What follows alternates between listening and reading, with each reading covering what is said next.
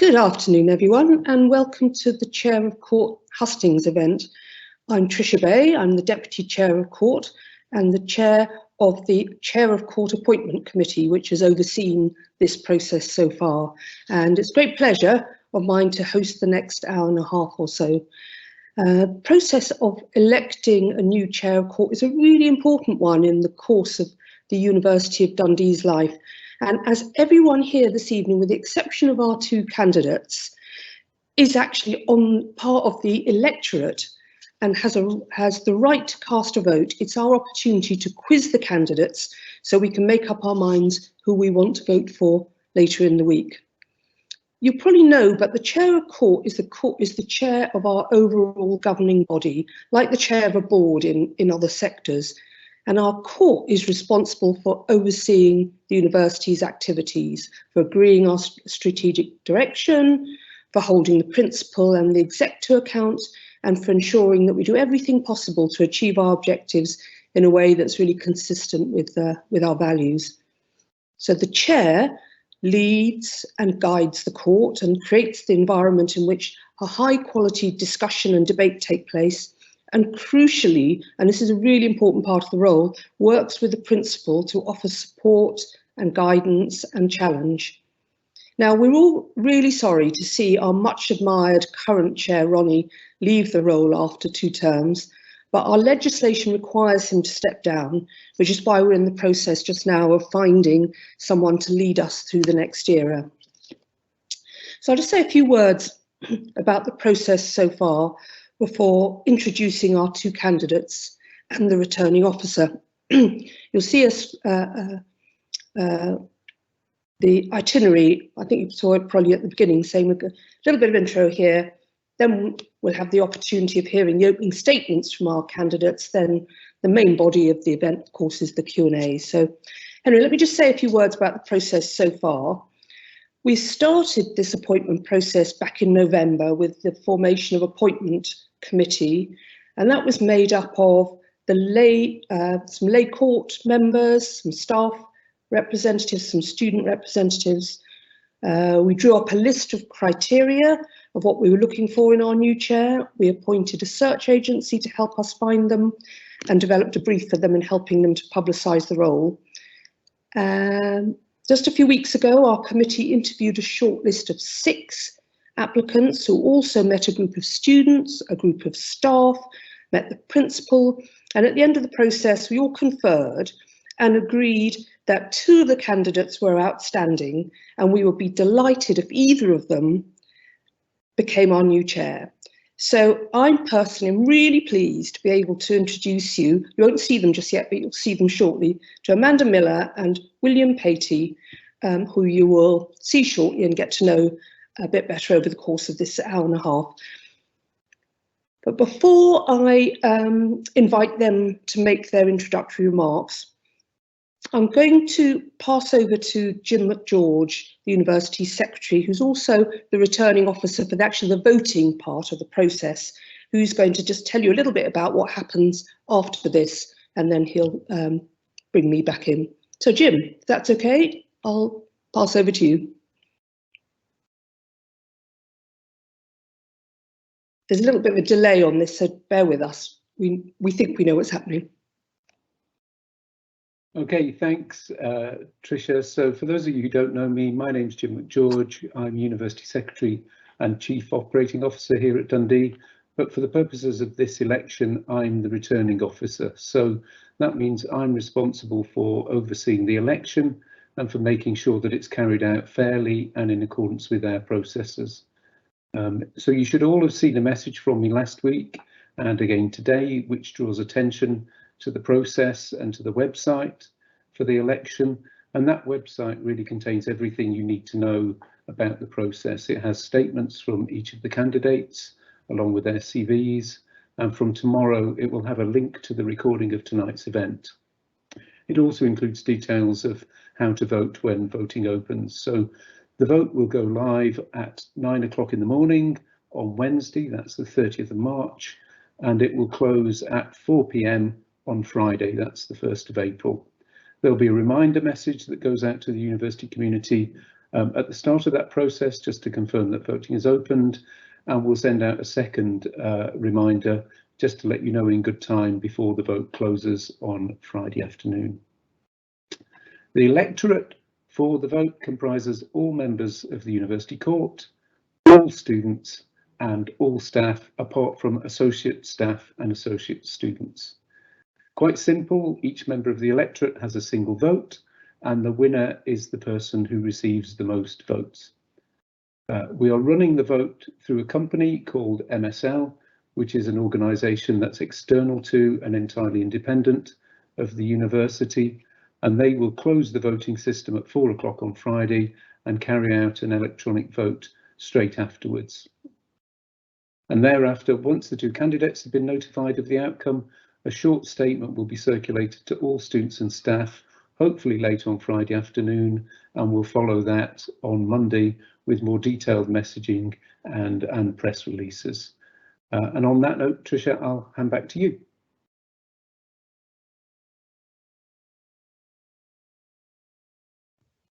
Thank you, Jim. That's great. So I hope that's all clear. And as I said earlier, we are all members of the electorate. We all have the right to vote. So I really encourage you to pass the word around to your friends and colleagues to encourage them to do the same thing. So on to the main event. Now, Alison has popped a thing up in the chat, so in the Q&A bit. So if you have the Q&A bit open. So this is really, it's really your opportunity to put your questions in there. I'm going to just say one thing. It's just really important that the questions are aimed at both candidates. So don't kind of ask somebody a particular thing about themselves, because that won't get published and I won't ask it. So it needs to be very even-handed. There's a thing in the legislation about being super even-handed. So that is my job this evening. So anything, and also the folks behind the screens who are deciding what's going to be. Okay, so great. So start the questions straight away. You don't need to wait until Amanda and William have finished. So if things pop into your mind, put them up there, and they'll be published if appropriate. So with that, I will then say I'm going to invite William and Amanda to make their opening statements. They have about 5 minutes to make, 5-6 minutes to make their opening statements. The order of the statements was decided by drawing lots, just in case you're wondering. And it was sort of witnessed to make sure it's fair. And William is going to go first and Amanda is going to go second. So it gives me great pleasure, first of all, to introduce William Paley as our first of our two candidates. William, welcome, you're very welcome, and over to you. Well, thank you, Tricia. It's a great honour to be one of the final two candidates to put themselves before an election. At the interview process, I was asked why Dundee, and it's an easy question to answer. I can't think of being chair of any other university. I have a deep affection for the university. I was a student there, and it opened my horizons to wider opportunities as a student, and gave me the vision to pursue the sort of career I subsequently pursued. I was also active at university in the Students' Association. I was deputy president in my final year, and I have some experience of elections in Dundee because I lost out by 1 vote to Bob Hind to become the sabbatical president. So I have, you know, I've got some experience. If I lose out to Amanda, it won't be the first time I've lost a vote at Dundee. So I'm ready, but I do hope you will vote for me. And since graduating, I have maintained contact through the alumni office. I've lectured at Dundee on international affairs. I've engaged in conferences at the Centre for Petroleum and Mineral Law and Policy, and I've supported greater access through the George Robinson Foundation, and was honoured by the university with an honorary degree in 2016. So Dundee has been in my blood for quite a long time, and I have a deep affection and want to give something back. If you look at the job specification for this, it's the court needs to be effective in reaching collective decisions and exhibit good governance. The chair needs to be an effective figurehead and an ambassador for the university, needs to engage with a wide range of politicians and stakeholders, civil servants, local and national politicians. And the person chosen will need to exercise leadership, good judgment, diplomatic skills, focus, insight, and the ability to bring people together in a common enterprise. So why would you choose me, given the demands of that job? Well, I offer you a range of experience and skills that would seem to be prerequisites for this job. Give you some examples. As an ambassador to Sudan, I helped broker a peace treaty that ended the 50-year civil war in Sudan. It involved bringing Northern Arab Muslims together with Southern Christians to put 50 years of exploitation and conflict aside and reach an agreement, which they did. And it led to a referendum which led to a new state in Africa, the Republic of South Sudan. In Iraq, I was the ambassador during the framing of the constitution and played a key role with the American ambassador in helping the Sunni, Shia, Kurdish and other communities reach an agreement on a constitution. Elections were held under that constitution and power was handed over to the first democratically elected government. In Afghanistan, I led an intergovernmental team working on good governance, conflict resolution, anti-corruption and institution building. This sometimes involved having difficult conversations, like the time I had to tell President Karzai that his brother was a crook and needed to be removed from his position in the Kabul bank if we were to continue supporting the banking sector. As chairman of Swindon Town Football Club, I was brought in to save the club from administration and deal with a mercurial manager, Paolo Di Canio. Some of you may have heard of him. He was a very famous West Ham player. This involved dealing with a wide range of stakeholders, local community, the fans, the local council, a lot of people with an interest in a local football club. The sort of problems, sort of scale of a problem you might find at a large university located in the heart of a local community.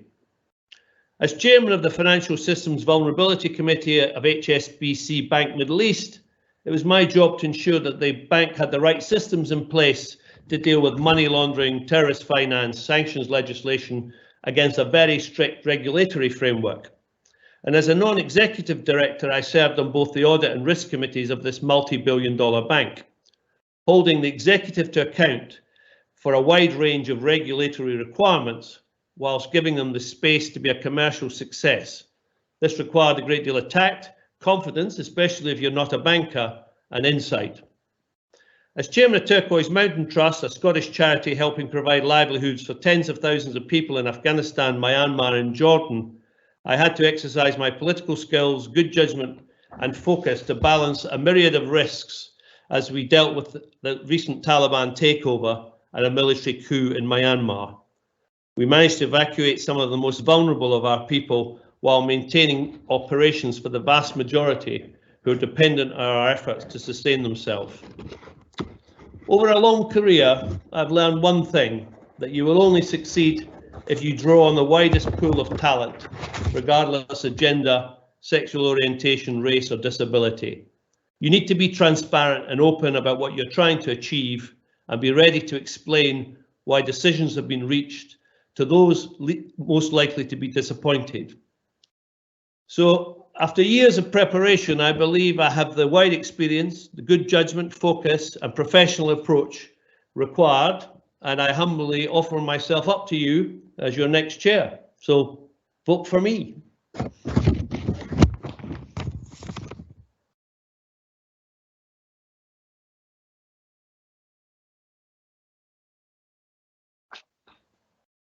That was me finished. Vote for me was my last line.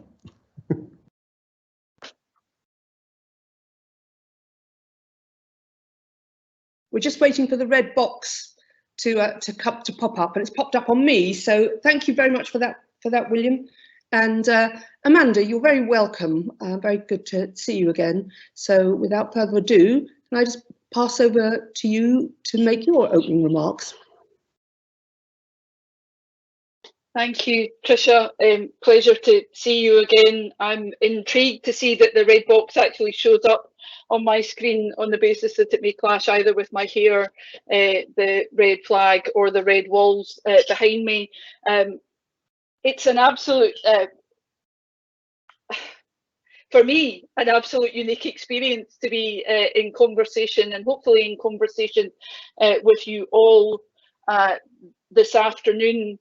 I very much enjoyed the opportunity to apply for the role of Chair of Court at the University of Dundee, and the opportunity to discuss my ideas, my thoughts, my processes, my personality with all of the groups on the day of the interview.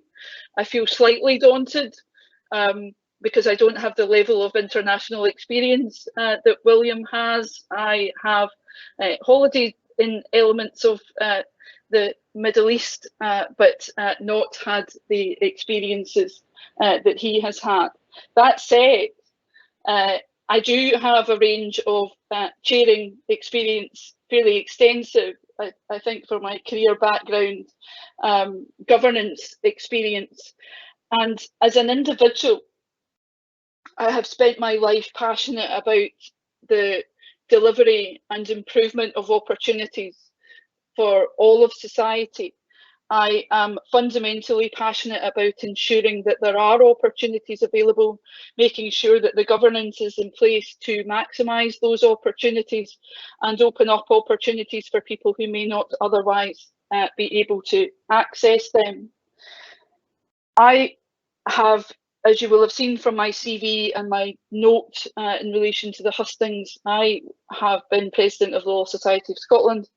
The Law Society of Scotland is a predominantly female the legal solicitor profession is a predominantly female profession at the point of entry, but it is not at the point of seniority.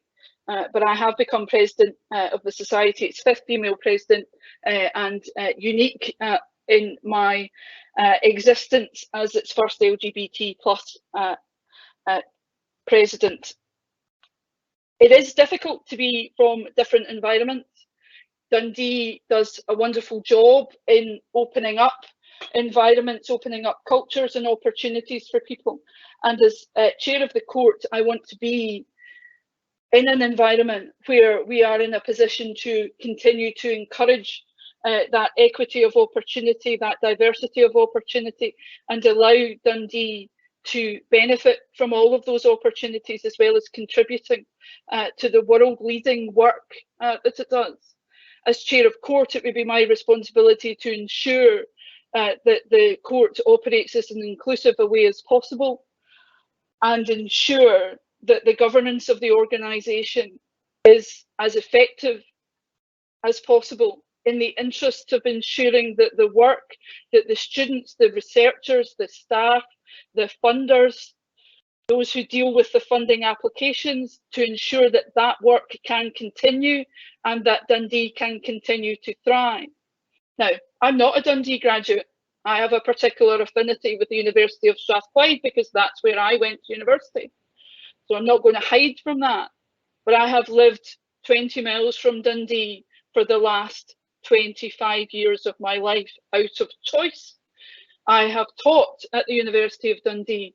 My wife has studied at the University of Dundee as a mature student, somebody who didn't have the opportunity, as many of us did, to leave school, go straight to university. I have an understanding of the challenges across life because my life experience is extensive.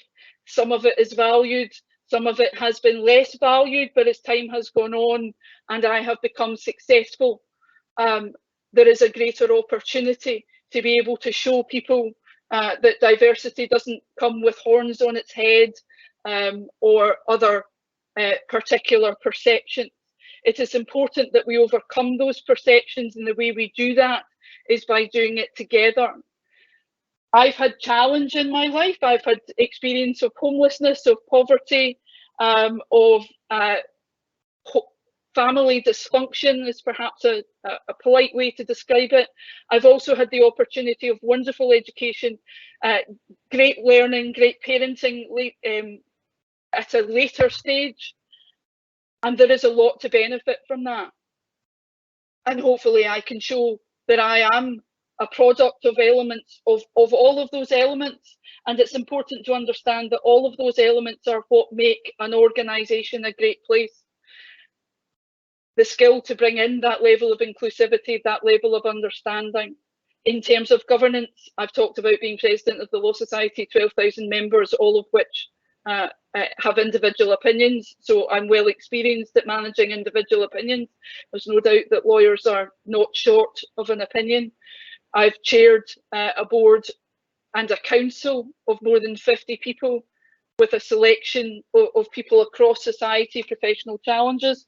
I've chaired a board in relation where we've had to deal with financial sustainability, taking out what didn't work, moving on, improving governance, and working with very many vulnerable people, as well as government stakeholders, etc. I have broad experience and success in engaging with government in my time as president of the Law Society and in time as chair of Mindspace in working with local authority. I've achieved greater funding from government in relation to elements of the legal profession, understand the challenges that sit before society in relation to funding, that universities are going to be at the sharp end of, undoubtedly, as time moves on, and understand the importance of the variety of education availability in terms of subject matter, etc., in the interest of making sure that our education system and our higher education and further education system,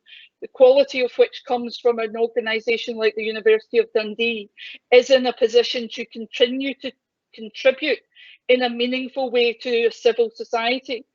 The University of Dundee attracts me because it cares about equality, it cares about equity, it cares about diversity, it cares about social mobility, it cares about quality education, it cares about value of opportunity for everyone.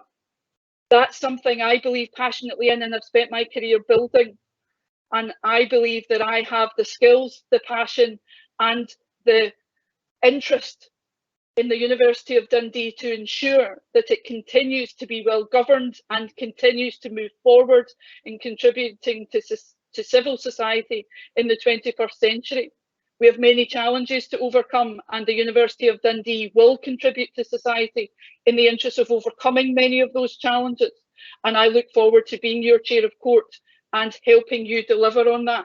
Thank you very much.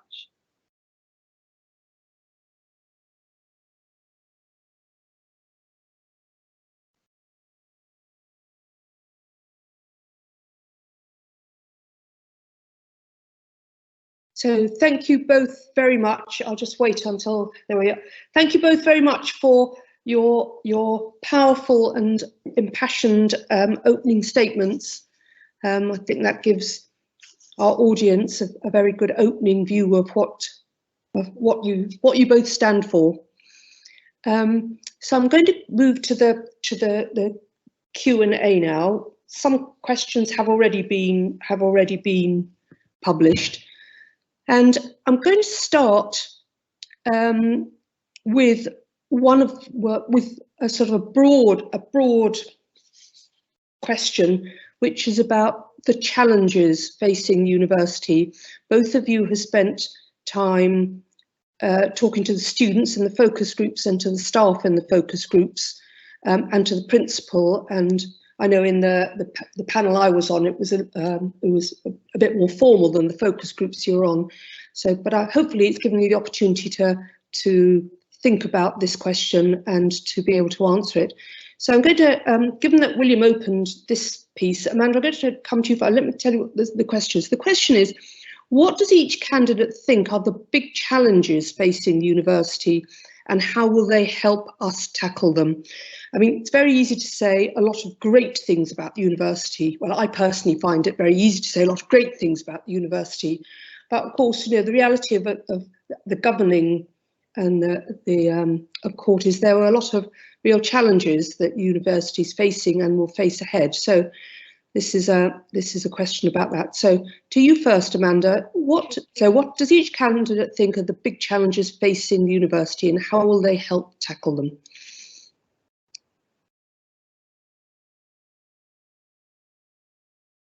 I alluded to this briefly, I think, in my opening remarks, but the straightforward answer, or the very quick answer, is funding.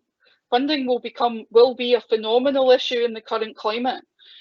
associated with funding will be for me, picture change, will be the challenge of ensuring that those who are involved in large level funding for education don't try to undermine many of the courses that have incredible value, but by some are not, the value is not automatically seen. It's very easy in a difficult economic climate to say we need education for jobs and for particular jobs, and for people to say lawyers, doctors, accountants, scientists, etc. The University of Dundee plays a fundamental role in relation to the arts, in relation to many of the courses that it contributes, but also in relation to having Duncan of Jordanston as part of its university campus. And it will be very important, I think, to be able to ensure that those who are responsible for larger level funding understand the cultural advantage and the particular advantage that Dundee can deliver in relation to cultural awareness and opportunity.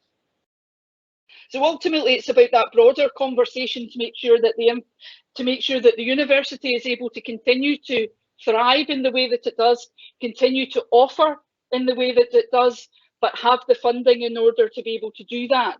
So it will be about having rounded conversations with stakeholders who are providers of funding.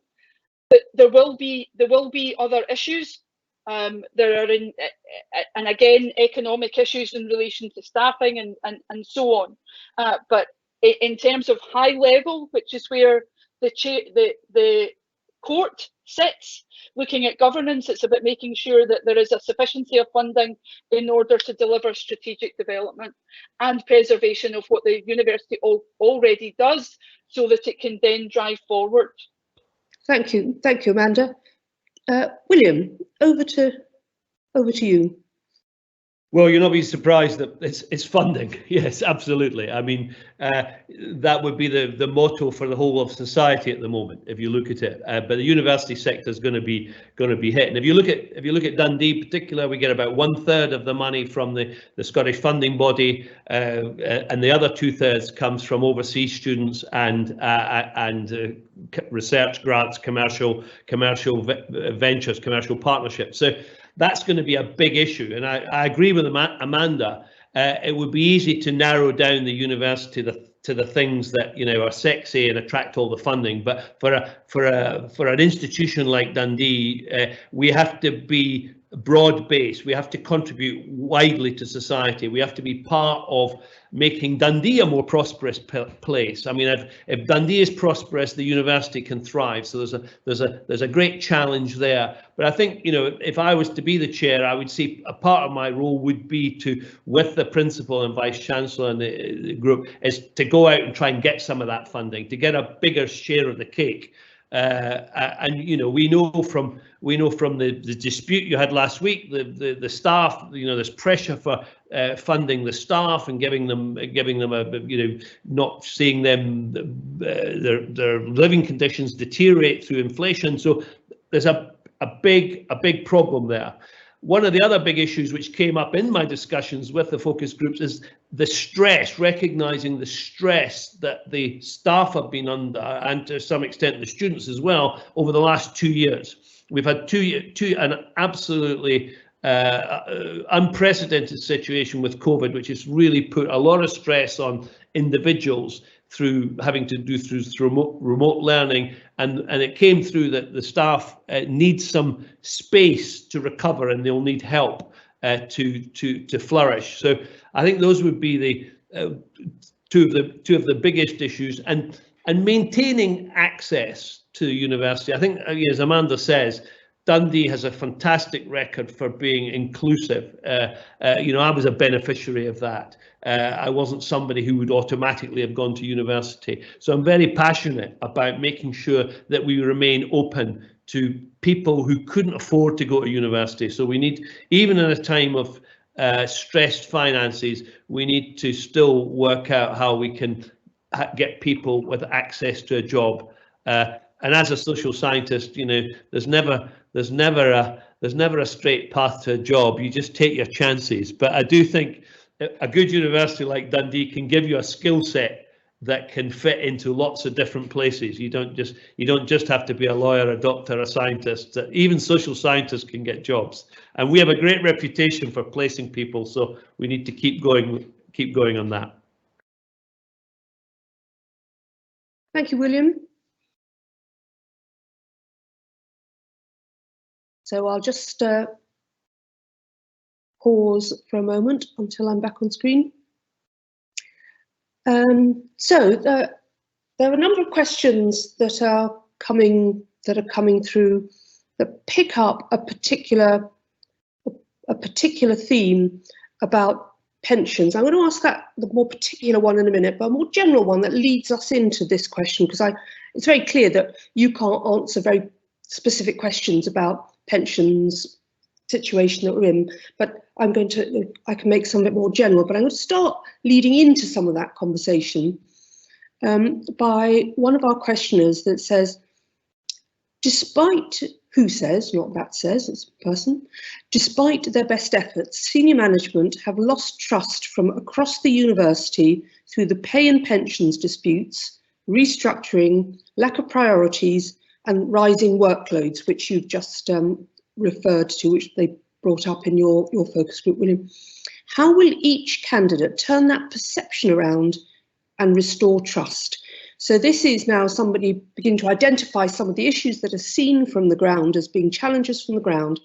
And it says a specific question about how each of you will contribute, if you were to be made chair, in helping to turn that perception around and try to restore that trust between this person says it's anonymous, but it's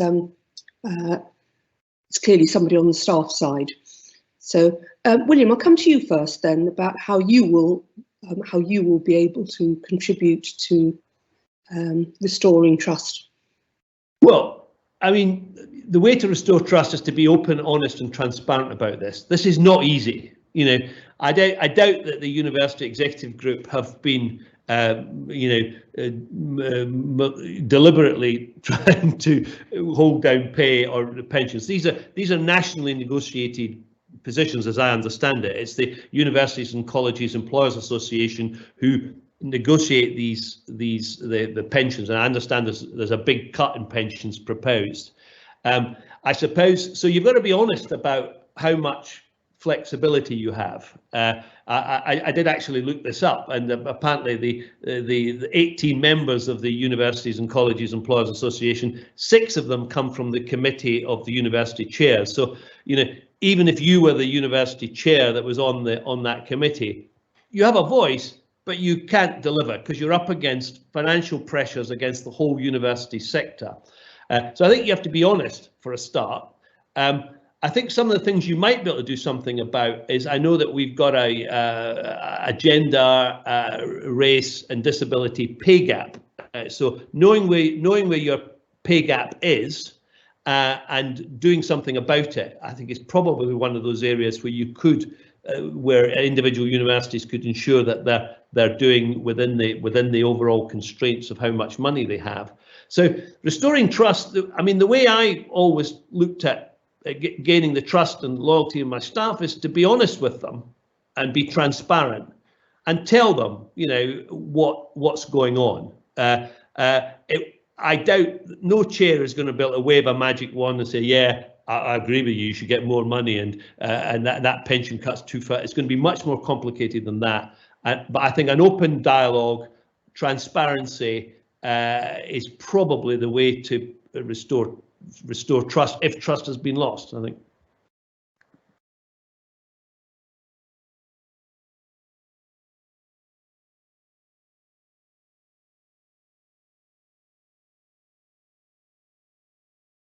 Yeah. Your mic, Tricia, were you going to introduce Amanda there, because your mic is muted? Oh, sorry, I did, and then there seemed to be even a delay on my mic muting, so apologies. Thank you, William. Amanda, over. Thank you. You. Thanks, and frankly can't disagree with what William has just had to say. The reality is, in relation to building trust, certainly from my experience across a whole range of sectors, is about having those honest conversations, being transparent about it, and being as straightforward as you possibly can in relation to any range of issues. You know, the specifics of pensions, I appreciate that there are undoubtedly challenges, particularly in the university sector, around pensions. You rightly, in the beginning, Tricia, acknowledged that it wouldn't be the role of the Chair of Court to be actively involved in those conversations necessarily around pensions, and particularly around the issue of decision making. But in relation to conversations and in relation to understanding exactly what the issues are, it is fundamentally important to have those open and honest and frank conversations. And I think if there is an issue in relation to loss of trust, then as chair, probably one of my first conversations would be to be with the principal to work out exactly what the story is and how we can work together in the interest of trying to rebuild that, and having those honest and open conversations. And I think that applies actually to lots of the issues that are being raised around, well, how do you improve engagement, etc. And for me, and I had conversations in my interview day with the focus groups, when people were very keen to understand how do you improve engagement. You improve it by having open and honest conversations, and having conversations, if appropriate, with focus groups, etc., to help you understand exactly what the particular challenges are. Because it won't be my role as chair of court to be micromanaging what the principal is doing, because that's his executive function, and it's for him to lead that. It would be for me to provide him with support, but also to provide him with challenge, and to work with the court to understand what the particular challenges are and particular focuses need to be. But I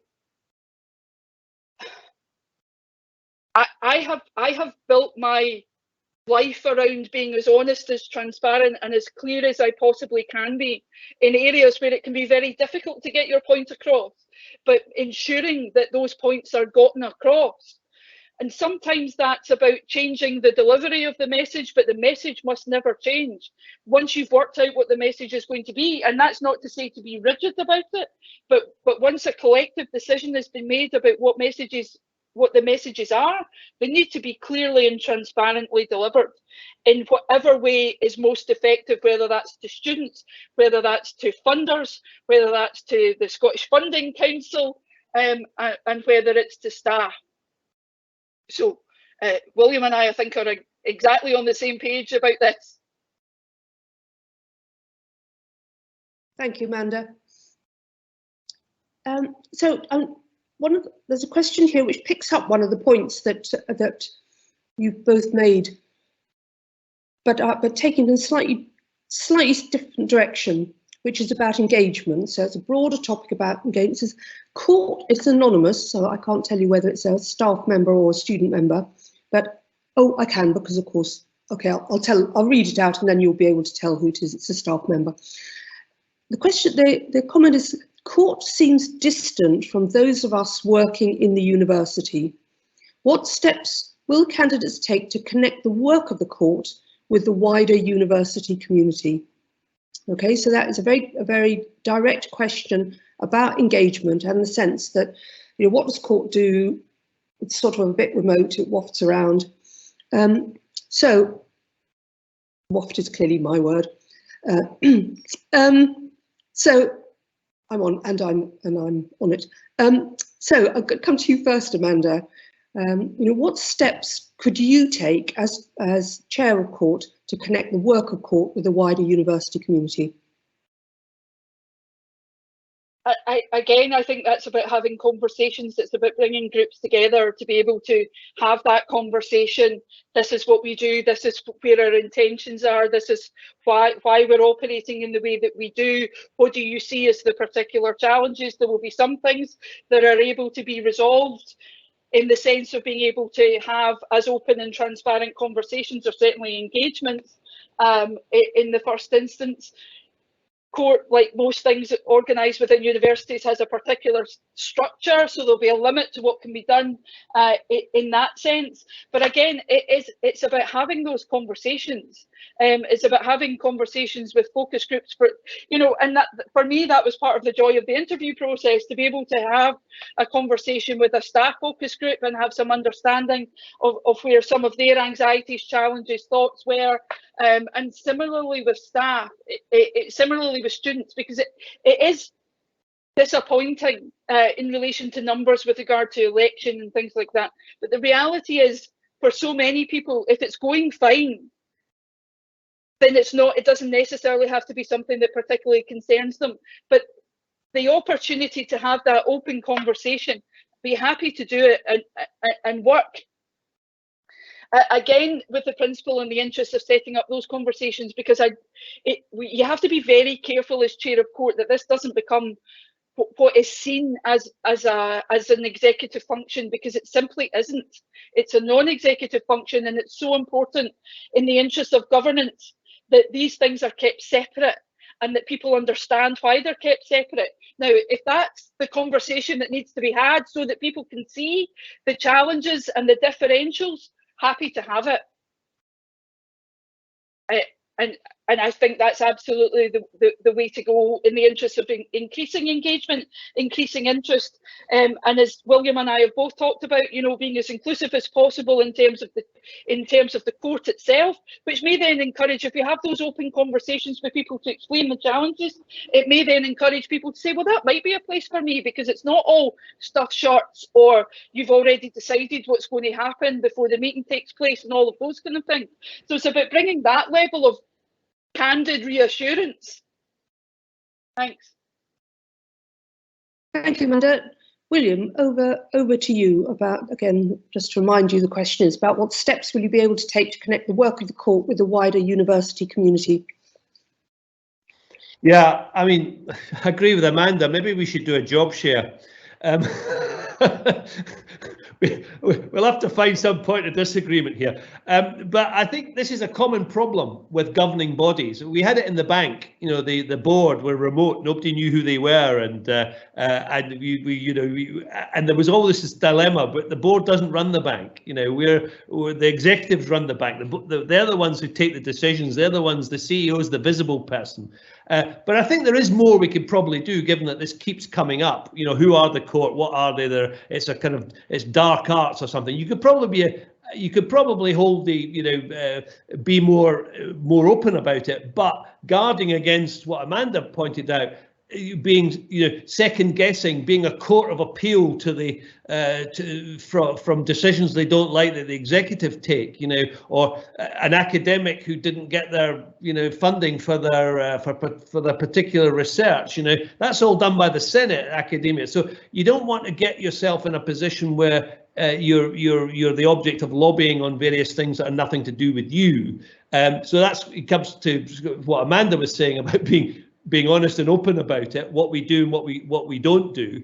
But there's nothing wrong with reaching out to explain what the court is, meet different groups. I mean, I would certainly want to do that anyway, just to get a feel, because you can't really challenge the university executive group unless you're talking to people about what the impact of their decisions are on them. So through that process, you probably get a better feel, talking to the deans, talking to the students, talking to various people, without saying to them, I'm come to second guess what the university executive group are doing. So that'll be an important conversation to be had. I hear what you say, but I'm not going to interfere. Maybe the conversation you have more often than not.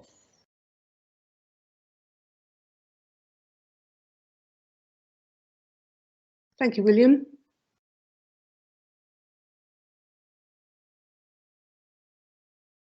Apparently I'm the problem with the here we are with apparently it's me that's the problem. So for that I apologise, and not our talented team that's behind the screen.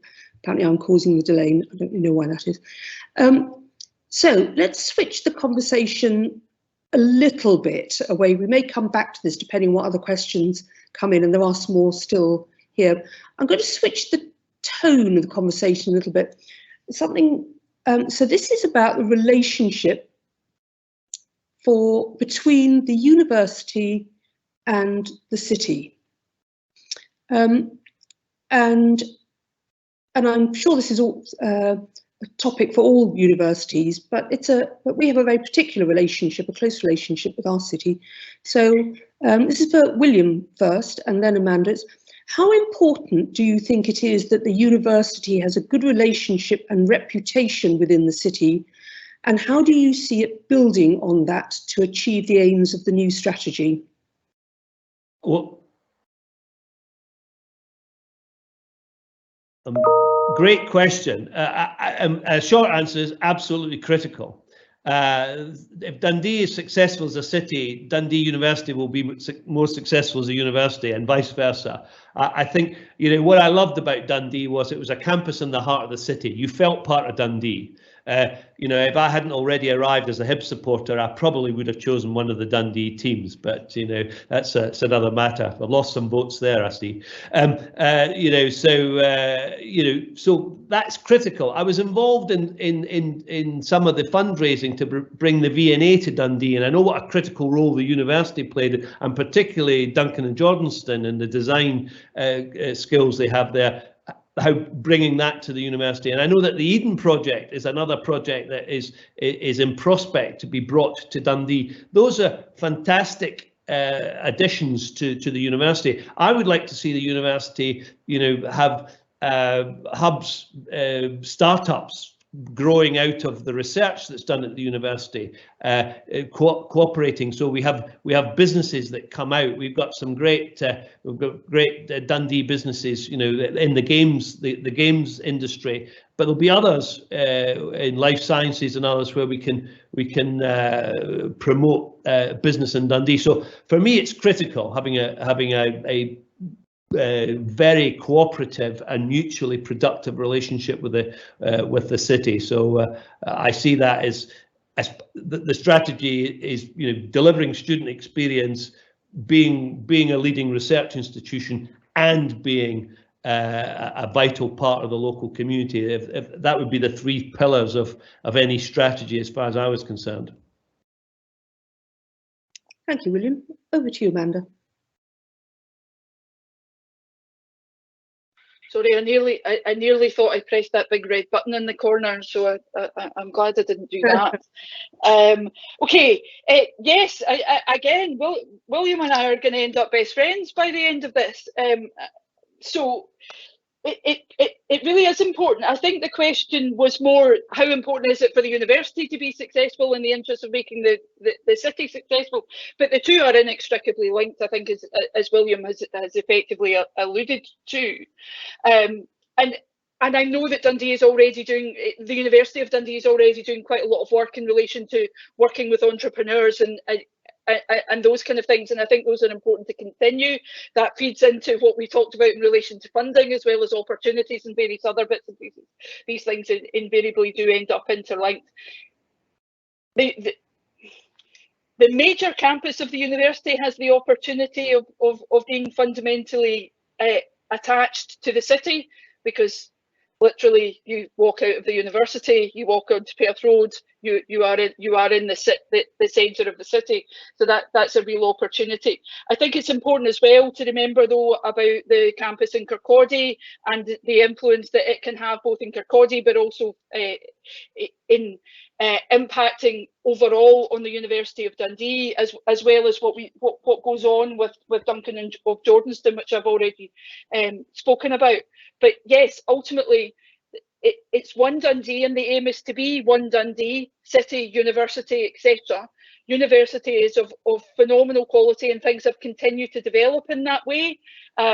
World leading in certain areas, and important that continues, but also that we build on that. And I think there's an opportunity for the university, with the city becoming a much more attractive place, to then make to ride to some extent on the back of that, and vice versa. So it's a circle that needs to be completed and continue to go round. That the success of one can build on the success of the other, and vice versa. Thank you. Thank you, Amanda. So this time, Amanda, it's you first, yes. So so I'm pleased we've got a question again to shift the conversation just a little bit. And it's anonymous, but it's clearly from somebody from a student perspective, who says, quite rightly, we've heard a lot about the relationship between court and university staff. But what about the students? Okay. So yeah. there's a question. If you had one commitment for students, what would it be? So if there was just one thing that you could do for the students, what would you as the chair do? Okay. The commitment that I made earlier about open and transparent conversations, and forgive me if it wasn't clear, the intent was with staff, with students, with researchers, etc., because the court has a fundamental impact on all of those in terms of its governance. So yes, it was not my intention to exclude any particular group, because the university doesn't exist without its students, in the same way that it doesn't exist without its researchers and its staff and its buildings and everything that goes along with it. You know, that's the very nature of it. So my commitment would be to be in a position to have open, honest and transparent conversations about the work of the court with students in the same way that I would with staff and others, as we discussed. So my apologies if that wasn't clear. Thanks, Amanda. William, what about the students? Well, without them, we don't exist. So first and foremost, you know, we have a great reputation for student experience at Dundee, and we ought to build on that and make sure we maintain it. So my one commitment to the students would be to talk to them. As a long-term member of the Students' Association at Dundee, we weren't always talked to, and we weren't always listened to. We sometimes had to fight to get our voice heard. So I would certainly want to, and because I think students are the direct experience of the university. If you want to find out how good a university is, ask the students. They'll tell you, and they won't hold back. So having a conversation with the students would be absolutely vital, and that would be my commitment, an open door for students. I remember when Jim Drever was the principal and I was the deputy president, and we were short on money. I was leading a rent strike against them putting the rents up in the student accommodation, and suggested to the principal that he should open the university in the summer for conferences, which wasn't, now it's a common thing, but in those days it wasn't common. He said, "Are you really as left-wing as you think you are? That sounds a bit of a capitalist idea." I said, "No, I'm interested in making sure that the students pay less for their accommodation, and if that means letting them out to people in the summer, let's do it." So you can get some good ideas from students, and make sure we're listening to them. Thank you, William. Thanks. So I'm going to pull together a number of themes coming out in a particular set of questions, and then the questions started emerging around the pensions dispute, but I actually think asking you a particular thing about the pensions dispute isn't entirely fair, in the sense that you don't know what those situations are. So I'm going to make it slightly more general and pull out and synthesize a few questions, which is about our values.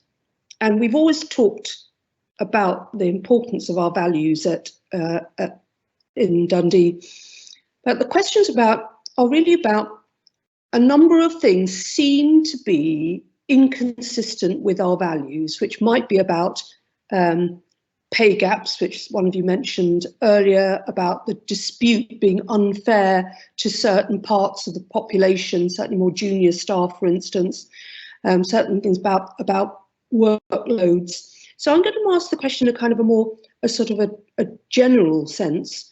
That so on court, we've acknowledged that the executive have a lot of executive decisions to make, but in terms of court, in terms of exhibiting leadership and guidance, how would you, as the chair of court, help the university to make decisions that are more consistent or that remain consistent with our values when they appear not to be consistent with our values? And it's quite a tricky question, but it is one that's sort of underpinning a lot of these questions that are coming about. in asking my rather complicated question, but it's about leadership, it's about guidance, it's about sticking to our values, or making the trade-off between difficult decisions and our values, or how you communicate the decisions in accordance with our values. I've lost track of who comes first. So either one of you, William, is it you? I apologise. I'm clearly, my parallel processing powers are failing me. Alison is keeping us on track. She pops up a little window telling us who it is. There are hidden hands here going. I missed that, Alison. Apologies. Yeah, no, I'm sure that's how the university works. Hidden hands pulling levers here, there, and everywhere. And we'll have to find out where they are. But I think the answer to the question is, you know, if there is something that's inconsistent with our values, I'd want the principal and the executive group to explain why. I'd want to hold them to account. I would expect them, given that we have a strong commitment to equality, to diversity and inclusion, not just a legal commitment, we have an ethical commitment as part of our values of what we're doing about things like the gender, race and disability pay gap. You know, now there are good historical reasons why these things have occurred, and sometimes there are barriers to fixing them in the short term, but I'd want to understand what they were. And I'd want to understand what the balance was, that what the pathway to eliminating them was, and what was stopping us from going faster. Now there will be lots of reasons. There will be lots of things, and I bet you funding will be the biggest one, and balancing the different priorities. Well, if we move next year to parity, it would mean we'd have to not do X, Y, and Z. So that I would want to question what the decision-making process was, and be reassured that there was a pathway to living our values, even if it wasn't possible to do it overnight. So that would be the challenge element, I think. You know, asking the executive, you know, what are the decisions they made, what are their plans, because these are the values we've stated, these are the values we're going to live by. So, you know, what are you planning to do about it? That's probably where the challenge comes in. Thank you, William. Amanda. Yeah, I'm going to get to some point today to say what he said, but it is about chair of court's job is to make sure that the court is giving appropriate challenge to the organisation, to the executive function of the organisation, to make sure it's delivering on its governance goals and to make sure that it's delivering on its strategic goals. And ahead of all of, or alongside all of that, governance, strategy, values, they all go along, certainly from my perspective, I would expect that they go along the same line. There may well be reasons why elements of values appear not to be being entirely fulfilled, and it would be important that if those were not being followed, why they weren't being followed, what the justification was for it, and how you can possibly explain it on the basis that you're operating within a set of values. But yes, we do have practical things like gender pay, a whole set of pay gaps, and it's always somebody who's potentially on the receiving end of at least one of those pay gaps. It's always disappointing to get to the notification towards the end of the year that it hasn't quite gotten to the end of the year to say this is the time that you're now working for nothing. So there is a challenge for that. It will be imperative that the organisation is held to account and is able to evidence that it is continuing to progress, as opposed to the possibility of regressing on the basis that it's easy to say, we don't have enough money, therefore we're not moving forward with this. We can't have that, because otherwise we are not carrying out the appropriate challenge and we are not, as an organisation, living up to our values. So it is about accountability, stand up for it, ask the questions. The executive need to be ready for those questions, and if they're not, they will become ready, because I would anticipate that the court is going to say, why not? Why not? What are you doing? What is the consideration? In terms of papers, it will be one of those. Equality and diversity implications are now a regular site on board papers. What are we doing in terms of meeting our values? What are we delivering in terms of meeting our values? And it may become necessary for that to end up on the papers so that people are actively living and breathing it. But I'm confident that the executive are living and breathing those values, and if they're not, I'm confident that they will be, on the basis that that's a strategy that's been developed for the organisation, and it will be the court's job to make sure that it's being upheld as much as possible and holding it to account. That's our job.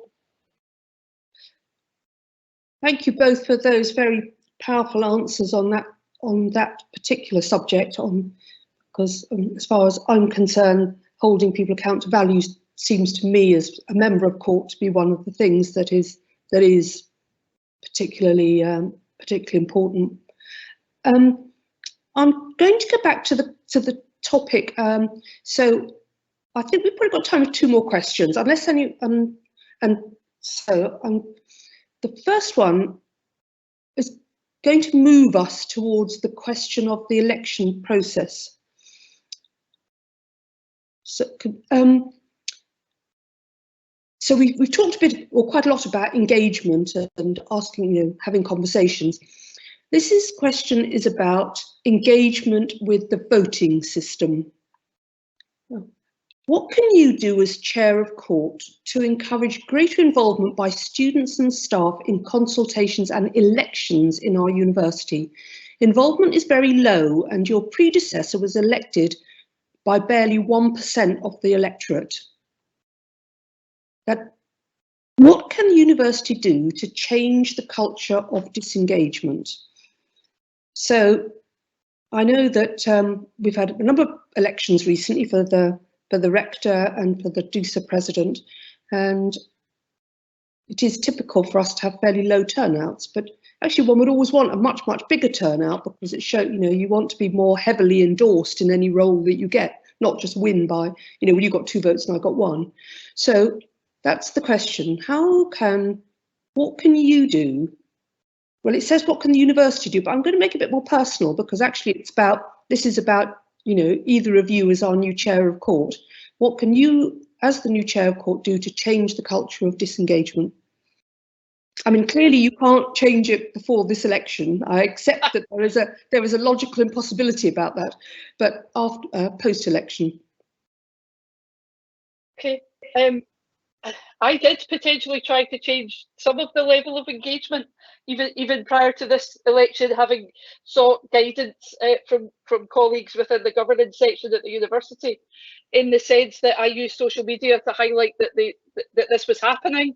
I don't believe that I broke any rules. I'm sure somebody will tell me that if I did, but I simply shared the link to the information in relation to chair of court and advise people of dates, and so that was my attempt to somebody on the outside with no meaningful control over the visibility process. But I think actually the answer relates to a lot of the answers that William and I have already given in relation to open, transparent conversations. It's also probably about increased visibility. And some of that increased visibility comes from having those open and transparent conversations with relevant groups within the university, students, staff, researchers, etc. But making sure that people don't see it as quite so airy-fairy and it doesn't quite impact on us, therefore it's not a problem to us, therefore we don't exercise our democratic rights and various other bits and pieces. I don't want to end up standing on a general election soapbox about that. Elections notoriously have limited numbers of people. Not everybody votes when they have the right and the opportunity to vote. There's something about making it as accessible as possible, but it strikes me that it probably is fairly accessible, but there are always accessibility issues to be considered in relation to that. So probably looking at some accessibility issues, but also probably trying to increase the visibility of the people holding the posts, so that people can have a greater understanding of what's involved and why it's important for them to become involved, either by expressing their views to us or by exercising their right to vote to say, no, I didn't like that one, this is why I want another one, kind of idea. So about conversation. Thanks, Amanda. William, encouraging participation in elections. Well, I suppose that would come from raising the profile of the chair, and I agree with Amanda. If you allow direct access to the electorate through social media, then you might get a conversation going. I understand it's, I did the same. I put a link on, but I noticed very few of my 2,000 contacts in LinkedIn are actually at the University of Dundee, so they must have wondered what the hell was going on. But I think you've got to be realistic. I mean, I was a very active student, politically aware, active student. I never voted in the university chair elections, but I voted in the rector elections, put up candidates, did all that. So I suppose it's the biggest electorate are the students, but I don't think there's a magic solution. You're not going to inspire the student electorate to care very much about the chair. There's certainly things you could do to improve it: higher visibility, higher engagement with the students, and then the next election might be. But I'm realistic. I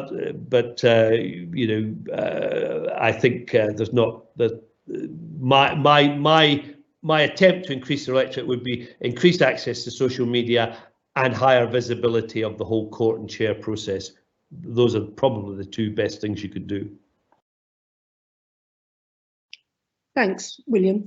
So I'm going to ask quite a practical question now, which is that both of you have very full lives. You have a lot of other roles to do, new roles in some cases that we're getting to grips with. I'm very conscious, and my colleagues on course are very conscious of how much time our current chair puts in and how other court members put in. So I'd really like to know how you would make sure that you have time to do the job properly. I know there was always a thing about if you want a lot done, give it to busy people, but there is only a limit to that. So so part of it is you schedule things in, but there are also a lot of things that are unscheduled, in the sense that things that need very speedy responses, or crises of various sorts that need speedy responses. So I'm going to come to you first, William, but how can you make sure that you will be able to make time to do this job properly? Yeah, well, I saw the job spec says 4 to 6 days a month. I know enough about recruitment and job specs to know that will turn out to be a load of B words. So in sort of putting my name forward, if I was to be chair, this would be my main job. Frankly, I have a part-time role as an advisor to a company. I've just dropped a trusteeship today. It was the last resignation today. So I would drop some things. Basically, this is a job that needs quite a lot of attention. But remember, it's still a non-executive role. It's not running the university, and there are lots of ways you can be quite efficient. People may be sick of Zoom and Teams. I'm not. I think it's a great way to be quite efficient. No substitute for meeting people on the ground, but you can do quite a lot without having to travel. So. My view is that this would be my main job, and I would make the time for it. So it's if elected, I've still got there's still some life left in the old dog, and I quite fancy the challenge. So I think you just have to accept that there's a lot of work to be done. Thank you, William. Amanda. Okay. I accept that there's work to be done. I have the opportunity at the moment of being self-employed, and I do have control over what I take on, what I don't take on. I'm not particularly concerned about taking on things that make me a busier person. I was president of the Law Society, did an entire year by Zoom meetings, still managed to get money out of government, reductions out of public bodies, and meet people from across the world. So William's absolutely right. There are a range of opportunities that are available because of what some people have been forced into by virtue of the pandemic. It's a responsible job, it's an important job, but it's not a full-time job. It absolutely doesn't need to be, because we're not micromanaging the executive. I'm certainly not micromanaging the principal. It's about being accessible, and yes, sometimes urgent decisions need to be made.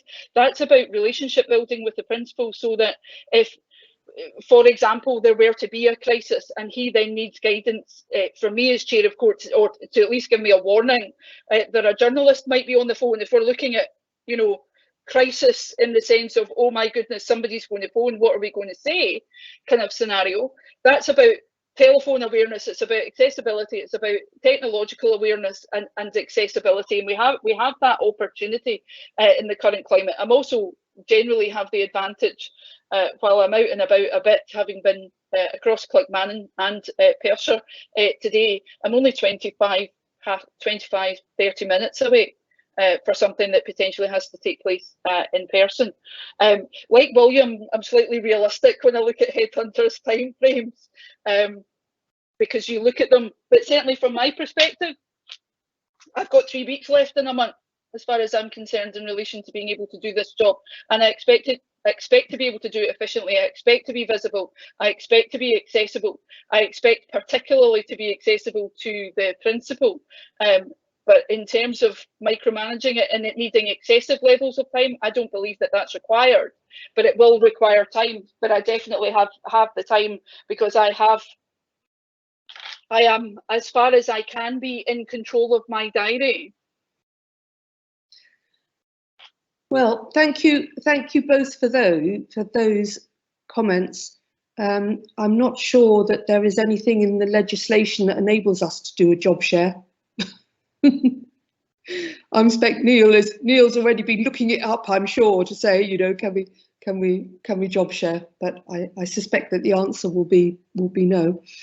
So thank you both for those. That's the end of the formal questions, but I've got one final question which I'm going to read to morph, and it's a nice sort of segue into your closing comments. So I'm not going to ask you to answer it absolutely verbatim, but I think it's a good question to segue into your final comments.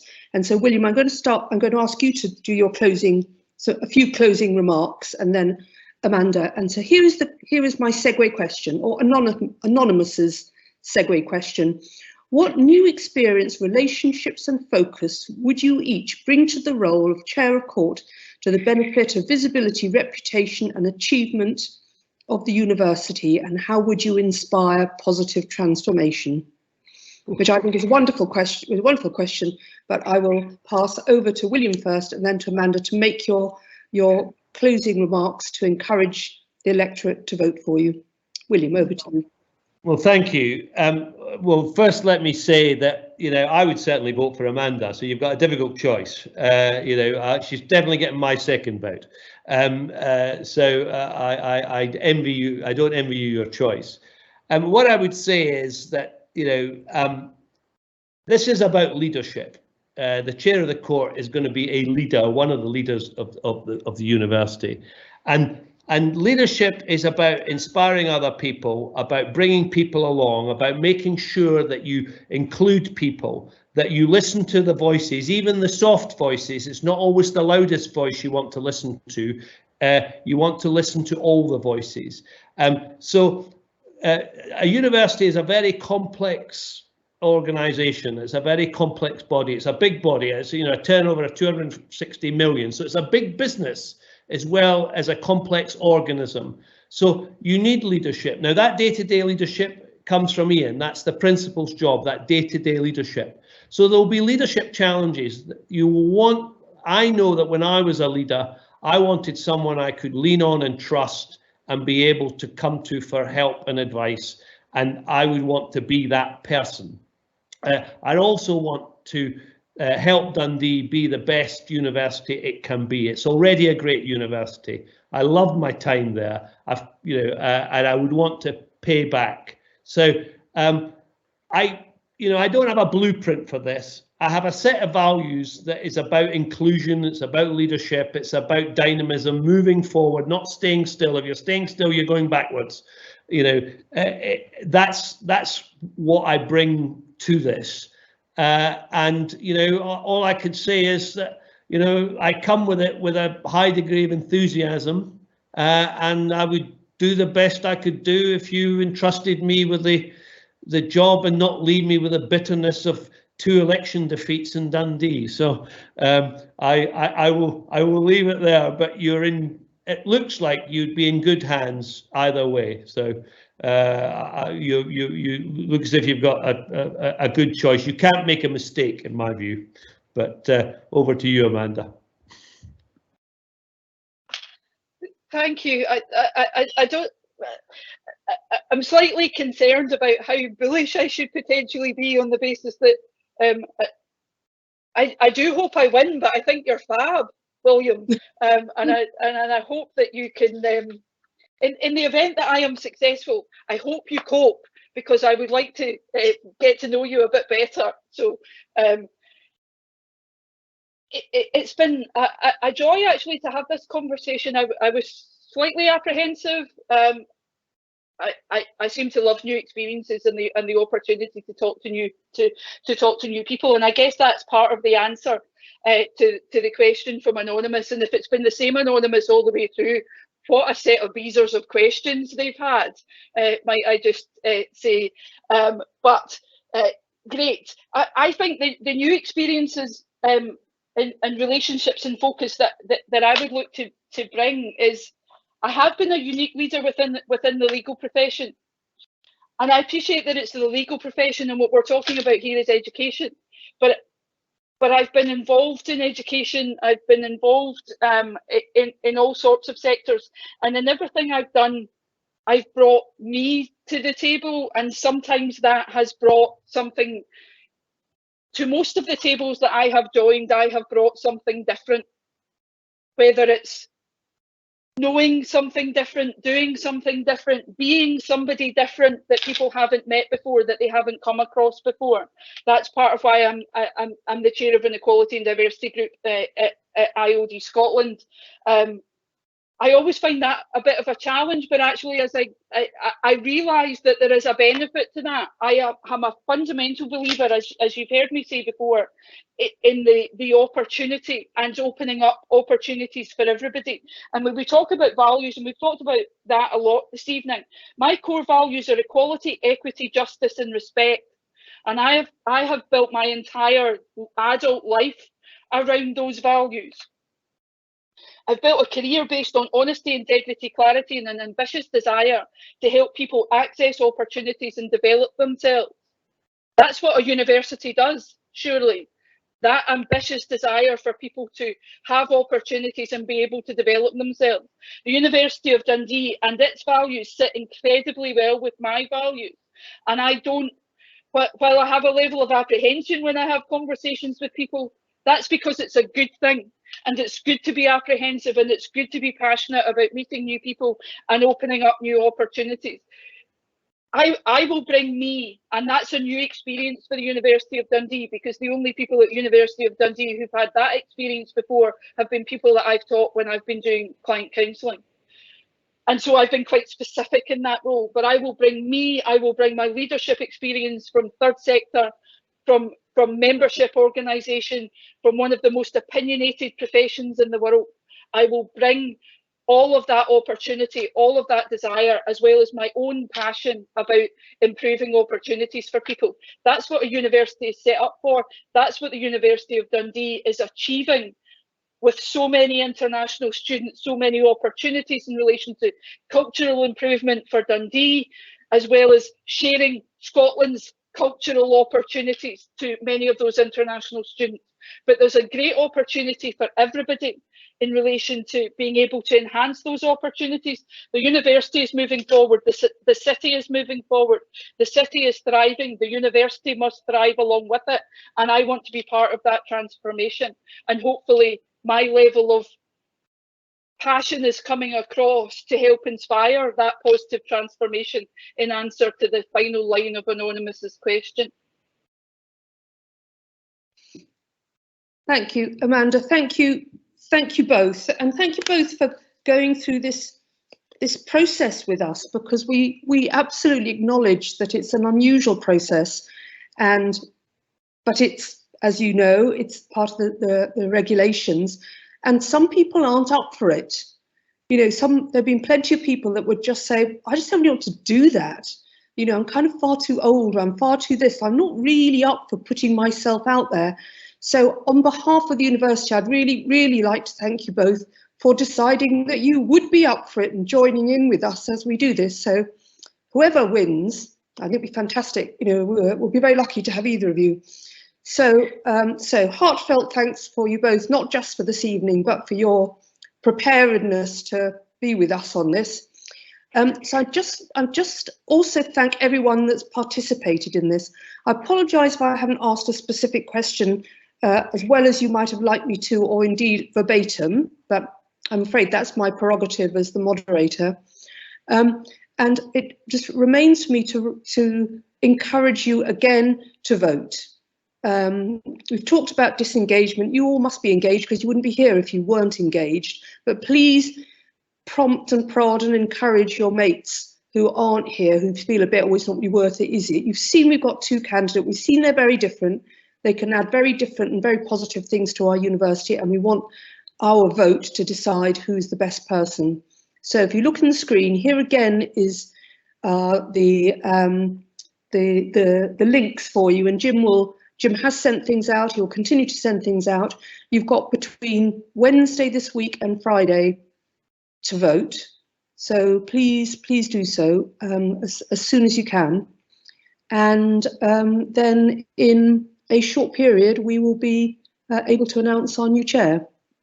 So I think we're on time. Well, we've got a few more minutes, but actually, never been anything wrong with finishing early, so if we've done the job. So I'd like to thank you all very much indeed for all of you for being part of this process, and please vote. So good night to all of you, and look forward to seeing you soon. Okay, thank you. Thank you very much. Thank you. Exercise your democratic right. Exactly. Good night.